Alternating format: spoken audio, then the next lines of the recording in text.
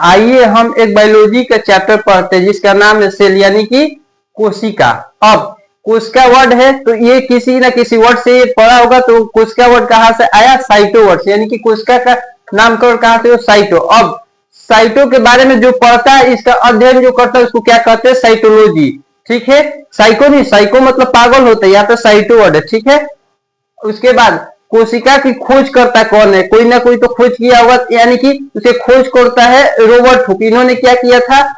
एक पेड़ की छाल लेकर सूक्ष्मदर्शी से उसको जूम करके देखा था, तो उसमें इन्होंने क्या किया था? मृत कोशिका की खोज सर्वप्रथम किसने किया था? वो हमारे रॉबर्ट हुक ने किया था। ठीक है, अब ये तो मृत कोशिका की बात है, अब कोई ना कोई जीवित कोशिका भी खोज किया था, तो जीवित कोशिका की खोज करने वाले कौन है? एंटोविन लुइनहॉक ने क्या किया था? जीवित कोशिका की खोज। अमृत कोशिका की खोज किसने किया? तो हमें रॉबर्ट हुक है। ठीक है, अब कोशिका के सिद्धांत कोई ने कोई दिया था, तो ये फ्लाइडे एंड स्वास नाम की ये दो वैज्ञानिक है, इन्होंने क्या किया था? कोशिका का सिद्धांत दिया था। अब बात करते हैं ओवरऑल मानव में सबसे बड़ी और छोटी और दुनिया में सबसे बड़ी और छोटी की बात करते हैं। तो सबसे छोटी क्या होती है? माइकोप्लाज्मा की सेल होती है। और बात करते हैं बड़ी, फिर कोई ना होगी तो वो हमारी होती है शुतुरमुर्ग की अंडा जो होता है सबसे बड़ा होता है। अब मानव में बात करें तो मानव में क्या होता है? सबसे छोटी क्या होती है? ह्यूमन की स्पर्म यानी कि शुक्राणु जो होते हैं सबसे छोटी होती है। और बड़ी की बात करें तो वो होती है फीमेल के ओव्यूम यानी कि अंडाणु की होती है सबसे बड़ी कोशिका। उसके बाद मानव में अब लंबी और लंबी के बारे में, लंबी एक होती है और एक बड़ी होती है। तो लंबी की तो बड़ी की तो बात कर ली, अब हम क्या करते हैं? अब लंबी की बात करते हैं। तो सबसे लंबी किसकी मानव में की बात करते हैं? न्यूरॉन यानी कि हमारे ब्रेन की नसें होती है वो सबसे बड़ी होती है। इसका हम विभाजन नहीं कर सकते हैं, अगर विभाजन करने जाए तो क्या होती है? इसका विभाजन होता ही नहीं है। ठीक है, विभाजन रहित यानी कि न्यूरॉन जो है क्या होती है? विभाजन, इसका कोई विभाजन नहीं कर सकता है। अब बात करते हैं अगर हमारे सर पे कोई मारेगा तो क्या होगा? यहाँ से तो टुकड़ों में बढ़ जाएगा, फिर हमारे हाथ की जो नसें हैं तो ये तो बढ़ फूट सकती है, लेकिन न्यूरॉन कभी विभाजन रही थी, इसका विभाजन नहीं हो सकता है। जैसे कि हमको पुलिस हेलमेट लगाने के लिए कहता है तो हम क्या करते हैं? हेलमेट लगा लेते हैं ना। क्यों लगाते हैं? ताकि हमारा डायरेक्ट नस ना फटे। अगर नस फट गई एक बार यानी न्यूरॉन में चोट लग गया तो वो कभी ठीक नहीं हो सकती है। ऐसे ये क्या थे? विभाजन। अब एक होता है विभाजन। विभाजन की बात करते वो किसका होता है? लीवर। लीवर जो है हमारा बहुत जल्दी जल्दी ग्रो कर जाता है, एक बार काट दिया जाएगा तो लीवर को तो वो फिर से ग्रो कर सके, लेकिन न्यूरॉन हमारी ग्रो नहीं होती है। ठीक है, अब बात करते जैसे कोई ना कोई चीज से ये बना हो, जैसे ईट, ईट से क्या होता है? दीवार बनता है, फिर दीवार से क्या हो जाता है? अब दीवार कैसे बनता है इसके बारे में बात करते। दीवार में क्या लगता है?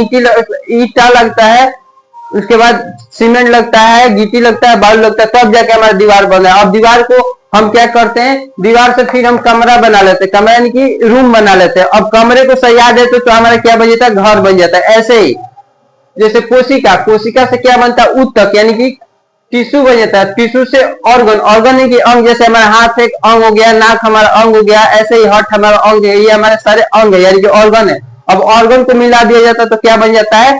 शरीर बन जाता है। आप एक स्क्रीनशॉट लीजिए, फिर हम आपको आगे बताते हैं इसके बारे में। अभी तक हम लोगों ने सेल का क्या किया? ओवरव्यू लिया। अब हम जो हमारे मेन जो चैप्टर स्टार्टिंग है यहाँ से स्टार्टिंग है, यानी कि हमारा क्या है? कोशिका झिल्ली, या फिर इसी को हम क्या कहते हैं? प्लाज्मा झिल्ली के नाम से भी कहते हैं। अब इंग्लिश में बात करते हैं इसको मेम्ब्रेन कहते हैं। अब मेम्ब्रेन ये किसमें होता है किसमें नहीं? तो ये होता है पादप में भी होता है और जंतु में भी होता है, यानी कि दोनों वर्गों में होता है। पादप की बात करें, पादप यानी कि पेड़ पौधे ये सारे हो गए। अब जंतु की बात करें तो जानवर जितने भी हो गए उसको जंतु कहते हैं। जैसे कि हमारा घोड़ा हो गया, गाय हो गई, भैंस हो गई, उस सारी चीजों में क्या होता है? ये होते हैं मेम्ब्रेन। ठीक है, अब ये बनी किसमें कैसे होती है? प्लांट की बात करते हैं ये दोहरी झिल्ली की होती है, और एनिमल की बात करते हैं ये सिंगल सेल की होती है। ठीक है, अब ये झिल्ली होती क्या? मेन तो बात ये है। तो झिल्ली की बात करते ये मान के चलते ये हमारी झिल्ली है। जैसे कि हम दुकान पे जाते हैं, दुकान पे क्या करते हैं? हमको दुकानदार एक पॉलिथीन देता है, पॉलिथीन में सारी चीजें भर देता है, उसी को हम झिल्ली के नाम से विख्यात है। ठीक है, उसी को हम झिल्ली के नाम से जानते हैं। तो यानी कि ये हमारा झिल्ली हो गई, इसके अंदर सारी चीजें आ गई। जैसे कि इसके अंदर हमारा न्यूक्लियस भी हो गया, राइबोसोम हो गया, न्यूक्लियस के अंदर न्यूक्लिक एसिड हो गया, या फिर माइटोकॉन्ड्रिया हो गया, लाइसोसोम हो गया, यानी कि ये झिल्ली का काम करता है, ठीक है, इसी को हम जान लेते हैं झिल्ली के नाम से। अब ये बात करें तो जंतु में किसी की होती है तो प्रोटीन का बना होता है जंतु में, यानी कि एनिमल में ये प्रोटीन का बना होता है, और इसके अंदर क्या होता है, सारी चीजें जितने भी चीजें हैं आ जाती है, ठीक है। अब बात करें प्लांट में, तो प्लांट में सेल वॉल होता है, यानी कि कोशिका भित्ति होती है। ये जो भित्ति, कोशिका भित्ति क्या होती है, ये जो बाहरी जो है इसको हम किसके नाम से जानते हैं, सेल वॉल के नाम से जानते हैं। ये क्या होती है, प्लांट में दोहरी झिल्ली की होती है। उसके बाद ये किससे बनी होती है, तो सेलुलोज से बनी होती है। सेलुलोज यानी कि जैसे हम ये कपड़ा पहन रहे हैं तो ये भी किससे बना है, सेलुलोज, यानी प्लांट से ही ना बना हो, तो प्लांट में सेलुलोज होता है, उसी से बना हुआ है, ठीक है। उसके बाद हम पेपर इस्तेमाल करते हैं, वो भी सेलुलोज की ही बनी होती है, ठीक है।